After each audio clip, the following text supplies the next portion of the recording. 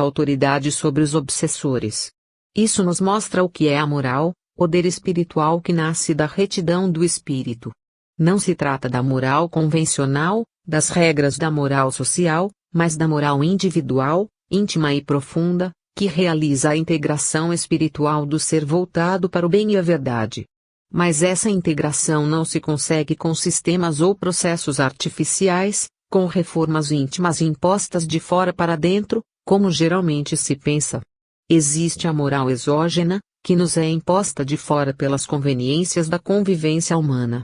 Essa moral exógena, pelo simples fato de se fundar em interesses imediatos do homem e não do ser, é a casa construída na areia segundo a parábola evangélica.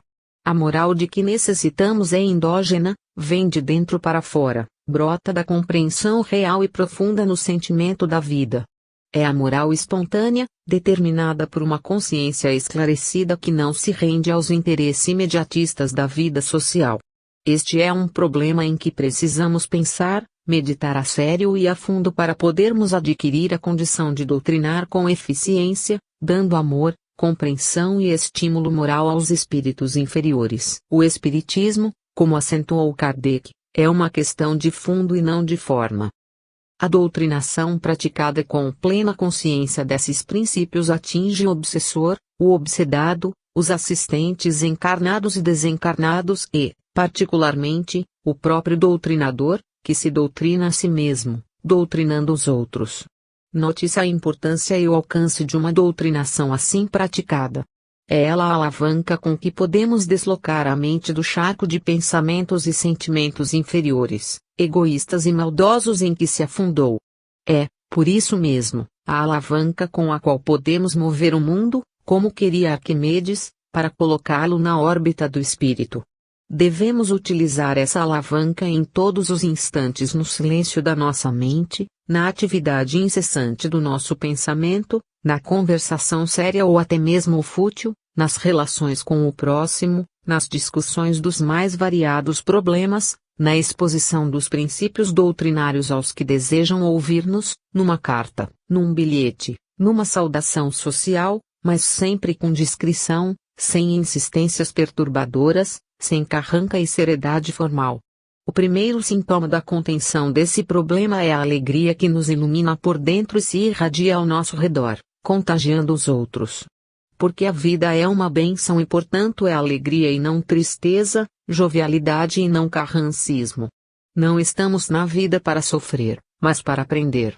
Cada dificuldade que nos desafia é uma experiência de aprendizado. O sofrimento é consequência da nossa incompreensão da finalidade da vida.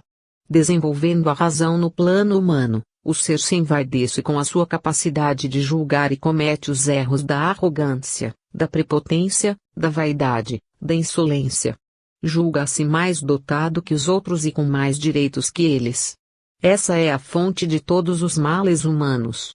A doutrinação espírita, equilibrada, amorosa, modifica a nós mesmos e aos outros, abre as mentes para a percepção da realidade real que nos escapa, quando nos apegamos à ilusão das nossas pretensões individuais, geralmente mesquinhas. Foi isso o que Jesus ensinou ao dizer: os que se apegam à sua vida perdê-la-ão, mas os que a perderam por amor a mim, esses a encontrarão. A meditação sincera e desinteressada sobre estas coisas é o caminho da nossa libertação e da libertação dos outros. Só aquele que está livre pode libertar. 2. Psicologia da doutrinação.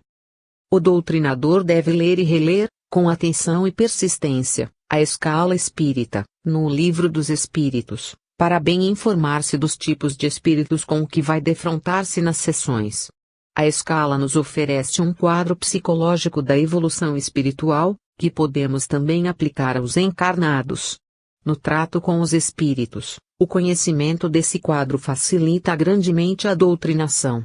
Os espíritos inferiores usam geralmente de artimanhas para nos iludirem e se divertem quando conseguem, prejudicando-se a si mesmos e fazendo-nos perder tempo. Temos de encará-los sempre como necessitados e tratá-los com o desejo real de socorrê-los. Mas precisamos de psicologia para conseguirmos ajudá-los. A tipologia que a escala nos oferece é de grande valia nesse sentido.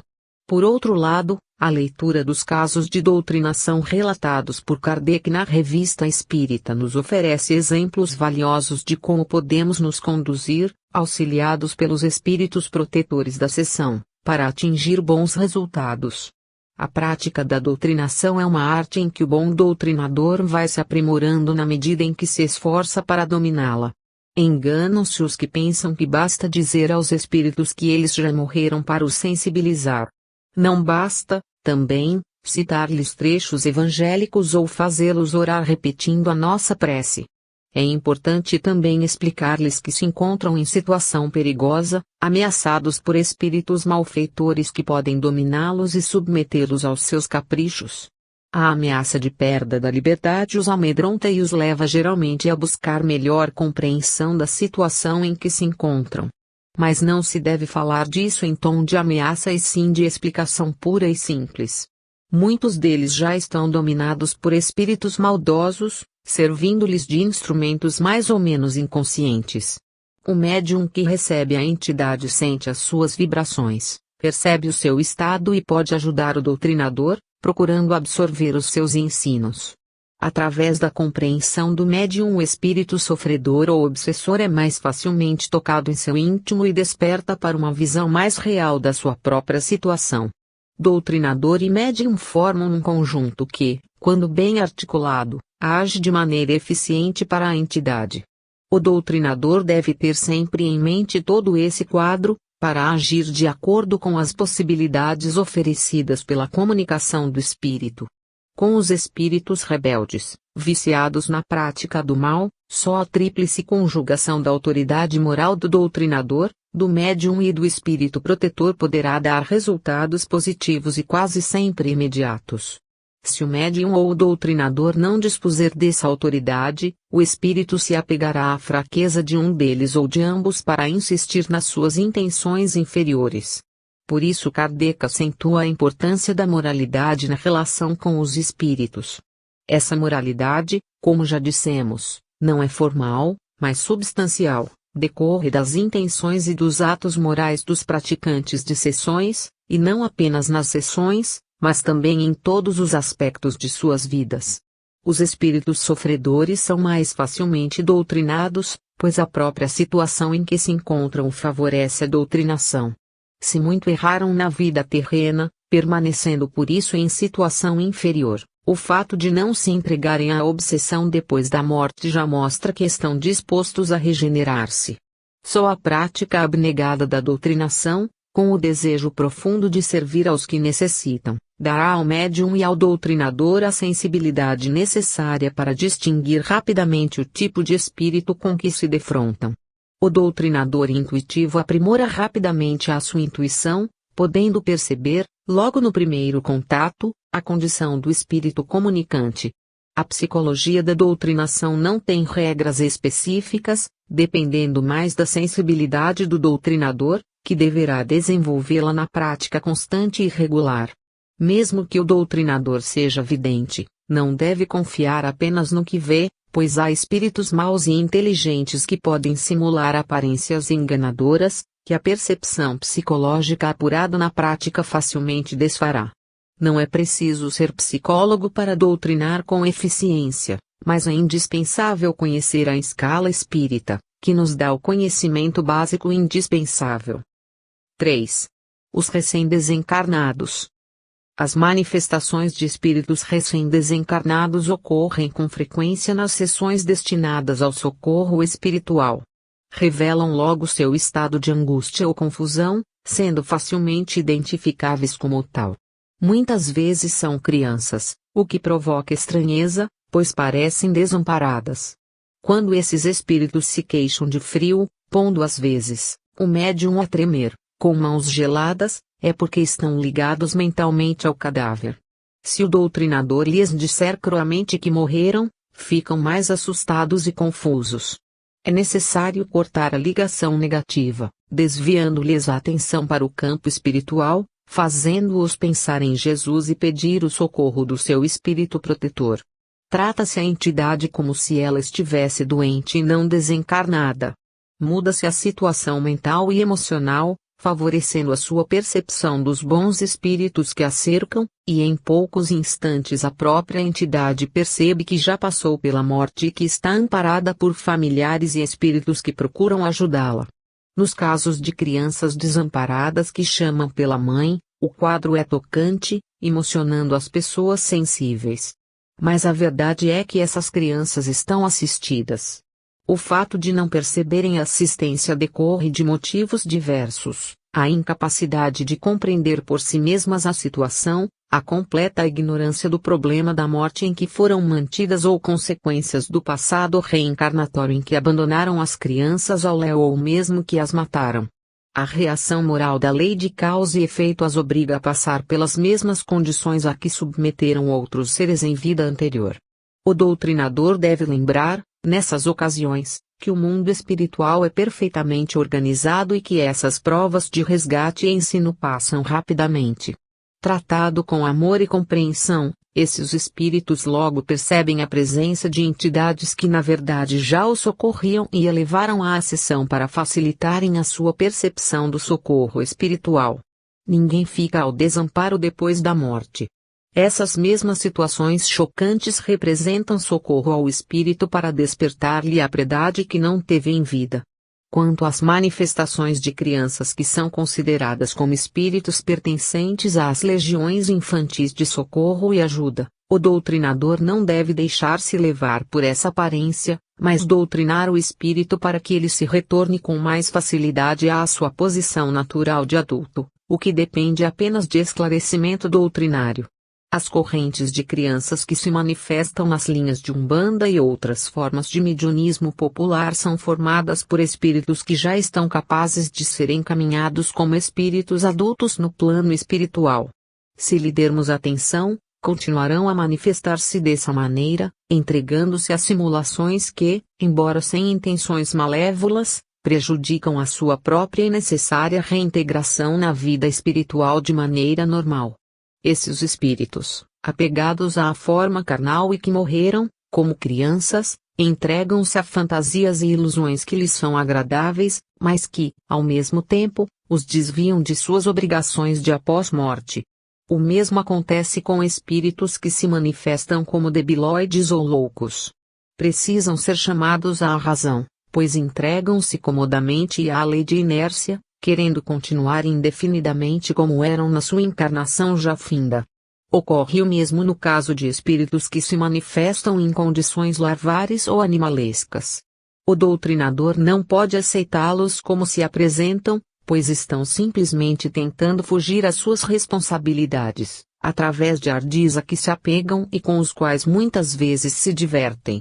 Todos os espíritos, ao passarem pela morte, têm o dever de reintegrar-se na posse de sua consciência e dos seus deveres, gozando do seu livre-arbítrio, apegados a condições que lhes parecem favoráveis para viverem à vontade, entregam-se a ilusões que devem ser desfeitas pela doutrinação. É para isso que são levados às sessões, e não para serem acocados em suas fantasias.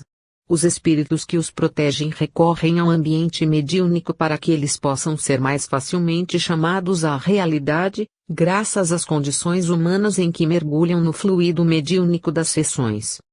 4. Santos, diabos e clérigos. Nas manifestações mediúnicas da era apostólica, no chamado culto pneumático dos apóstolos e seus discípulos, era frequente a manifestação de espíritos diabólicos, com pesadas injúrias a Jesus e a Deus, como contam os historiadores do cristianismo primitivo. O apóstolo Paulo trata desse culto na Epístola aos Coríntios, no tópico referente aos dons espirituais. O nome de culto pneumático deriva da palavra grega pneu, que significa sopro, espírito. Nas sessões espíritas atuais surgem as manifestações de santos, diabos e padres, geralmente condenando as práticas espíritas. Os doutrinadores precisam de habilidade para distinguir os brincalhões e os mistificadores das entidades ainda realmente apegadas às funções religiosas que exerceram em sua vida terrena. Os supostos santos usam uma linguagem melíflua, carregada de falsa bondade, com que pretendem iludir os participantes ingênuos das sessões. O doutrinador precisa lembrar-se que, Se eles fossem realmente santos, não viriam combater as sessões mediúnicas e os ensinos mediúnicos de Jesus. Não devem perder muito tempo com eles. Basta mostrar-lhes que estão em mau caminho e que nada conseguirão com suas manhas. Os diabos aparecem sempre de maneira grotesca, procurando fazer estardalhaço, ameaçando e roncando como bichos. Com paciência e calma, mas sem lhes dar trelas, o doutrinador os afastará logo. Os espíritos de padres e freiras, frades e outros clérigos são mais insistentes, querendo discutir sobre interpretações evangélicas. O melhor que se pode fazer é convidá-los a orar a Jesus. Embora manhosos, são espíritos necessitados de ajuda e esclarecimento. Com sinceridade e amor são facilmente doutrináveis. Mais raras são as manifestações de pastores protestantes e de rabinos judeus, mas também ocorrem. Manifestam-se sempre demasiadamente apegados a letras dos textos bíblicos e evangélicos. Inútil entrar em discussão com eles. Tratados com amor e sinceridade acabam retirando-se, já entregues a antigos companheiros de profissão, mais esclarecidos, que geralmente os trouxeram à sessão mediúnica para aproveitar as facilidades do ambiente. A doutrinação tem o duplo poder da verdade e do amor, aqueles não podem resistir por muito tempo. Alguns costumam voltar com insistência em várias sessões. Devem ser sempre recebidos com espírito fraterno e com a intenção pura de auxiliá-los. Sabemos que, nos planos inferiores da espiritualidade, os espíritos encontram situações favoráveis à continuidade de suas atividades terrenas. A natureza não dá saltos. O espírito que deixou o corpo sente-se, em seu corpo espiritual, em relação com espíritos de sua mesma condição. Integram-se num meio adequado às suas ideias e continuam a experiência terrena em condições muito semelhantes à da Terra. O doutrinador precisa compreender bem esse problema, lendo e estudando as obras de Kardec, onde os espíritos superiores colocaram esses problemas de maneira bastante clara. Nossa função nas sessões é ajudar essas criaturas a se libertarem do passado, integrando-se na realidade espiritual que não atingiram na vida terrena, enleados nos enganos e nas ilusões de falsas doutrinas. Outros tipos de manifestações, como as de espíritos de negros velhos e de índios ligados às suas religiões primitivas, não raro perturbam os doutrinadores sem experiência. Não são mistificadores, mas entidades que continuam apegadas à forma física e ideia que tiveram na Terra. Os mistificadores logo se revelam, como ensina Kardec, deixando aparecer a ponta da orelha por baixo do chapéu ou da cabeleira. Não é justo nem cristão expulsá-los ou ofendê-los de qualquer maneira. Paciência e amor são sempre os ingredientes de uma doutrinação eficiente. Quando se mostram demasiado renitentes, perturbando os trabalhos, o melhor é chamar o médium a si mesmo, fazendo-o desligar-se do espírito perturbador. Geralmente ele voltará em outras sessões, mas então já tocado pelo efeito da doutrinação e desiludido de sua pretensão de dominar o ambiente. O episódio serve também para reforçar a confiança do médium em si mesmo, demonstrando-lhe que pode cortar por sua vontade as comunicações perturbadoras. 5. A teledoutrinação. Os corações amorosos, em todos os tempos, apelaram à oração para socorrer à distância os entes queridos. Das práticas mágicas primitivas, nascidas na selva, nas regiões polares, nos desertos e na vastidão dos mares, o homem passou, nas civilizações agrárias e pastores, as rogativas dirigidas aos deuses. Da forma de ação direta da magia selvagem, principalmente a simpática ou simpatética, baseada na ideia das relações por semelhança, a mente mais experiente e desenvolvida passava à ação indireta das rogativas. A ação direta é mágica. Não pertence ao campo da religião, mas ao da magia. O homo faber, ou seja, o homem que confia na sua capacidade de fazer, havendo descoberto relações de semelhança, simpáticas, entre coisas e seres, acreditava poder agir diretamente à distância sobre inimigos e amigos através das relações de semelhança. O Homo sapiens, ou seja, o homem interessado em saber, buscava conhecer um tipo superior de relações mental e emocional, ligando seus deuses, bons espíritos, aos quais dirigia suas rogativas. Assim nasceram as religiões, arrancadas pelo espírito das entranhas materiais da magia. Nos povos mais adiantados da antiguidade, entre os quais se destacaram, nesse campo, os egípcios, os gregos, os judeus, os arianos da Índia, os chineses e os celtas, a utilização da mediunidade nas práticas oraculares acelerou o desenvolvimento espiritual da humanidade. Essa aceleração produziu o refinamento intelectual, restrito às elites culturais, e transformou o acervo de experiências das práticas mágicas em formulações teológicas e elaborações litúrgicas e rituais, doiradas com a purpurina dos sofismas e das pretensões teológicas. As ordenações e as sagrações encheram o mundo civilizado de instituições supostamente sagradas, em que permanecem até hoje os resíduos mágicos das selvas. Essas religiões e ordens ocultistas estão carregadas de conceitos absurdos sobre a vida e a morte, com cerimoniais especialmente preparados para influir na credulidade das criaturas ingênuas ou sensíveis. A Idade Média Europeia, acompanhada dos períodos medievais diferenciados em outras partes do mundo, gerou o fanatismo religioso e as guerras de religião, as mais impiedosas e brutais, feitas em nome de Deus, cujo conceito era recortado do modelo bíblico de Yahvé, o Deus dos exércitos das bárbaras conquistas judaicas. O cristianismo se transformou numa superestrutura cultural fundamentada na magia primitiva do sangue, com todas as consequências falsas e desumanas de uma ciência do absurdo, a teologia, ciência dos homens que tinham Deus como objeto.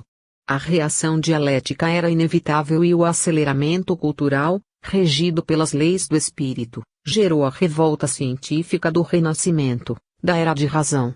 Só nos séculos XVIII e XIX abriram-se as perspectivas para uma compreensão racional, e portanto humana, das relações espirituais entre Deus e o homem.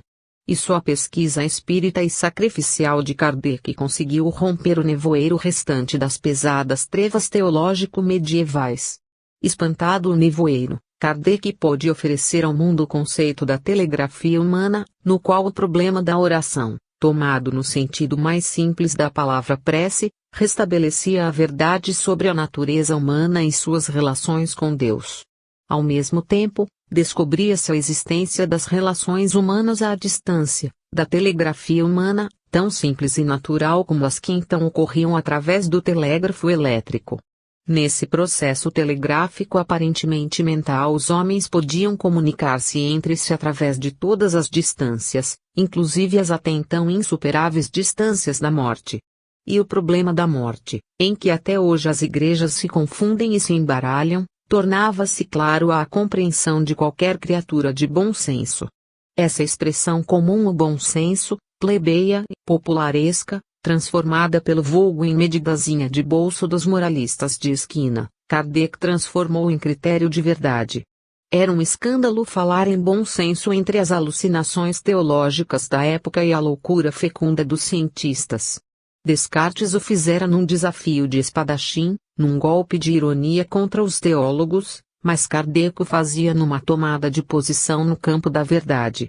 O bom senso, que até então só servira como recurso de acomodação dos medíocres às regras banais da moral burguesa, entre os flocos de algodão da hipocrisia, transformava-se em bússola de navegantes audaciosos em mares nunca dantes navegados. E Kardec mostrou sem alardes, com a tranquilidade do sábio, que essa expressão humilde e desprezada era a própria chave do futuro. Não era através de golpes de imaginação, de inspirações e intuições maravilhosas, mas da observação e da pesquisa científica dos fenômenos que se podia arrancar a verdade sobre o homem, a vida e a morte. O destino da civilização é obter uma concepção lógica de Deus.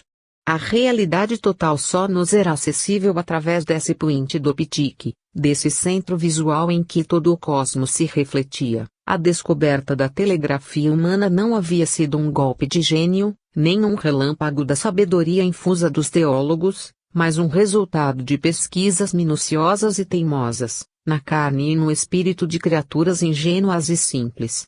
Hoje as pesquisas parapsicológicas e biofísicas, em plena era cósmica, comprovam a realidade da telegrafia humana com a expressão científica da telepatia, que diz exatamente o que Kardec proclamava no seu tempo, há mais de um século. Telepatia não é apenas transmissão do pensamento, mas de todo o patus individual da criatura, que se define também como projeção do eu. É graças a essa projeção espiritual que podemos falar em teledoutrinação, ou seja, em doutrinação à distância. Kardec relata na Revista Espírita a cura de uma jovem obsedada, cuja família católica não permitia sua frequência às sessões espíritas. À revelia da família e da própria jovem, formou-se um pequeno grupo de amigos que passou a reunir-se todos os dias, em hora determinada, emitindo pensamentos de ajuda e orientação espiritual a ela e às entidades perturbadoras. A moça foi curada sem tomar conhecimento desse fato. Experiências atuais de telepatia, realizadas por pesquisadores ingleses, como os professores universitários C.G. Sual, Whately Carrington e Price, bem como por pesquisadores norte-americanos, como Rini, Pratip Arikish, e pesquisadores soviéticos como o professor Vassiliev e o grupo de pesquisas da Universidade de Kirov, confirmaram plenamente o êxito dessas intervenções à distância. Chegaram mesmo a comprovar a possibilidade de ação hipnótica à distância, por meio da telepatia. A ciência espírita tem hoje a sanção da parapsicologia, através de experiências e pesquisas realizadas nos maiores e mais importantes centros universitários do mundo.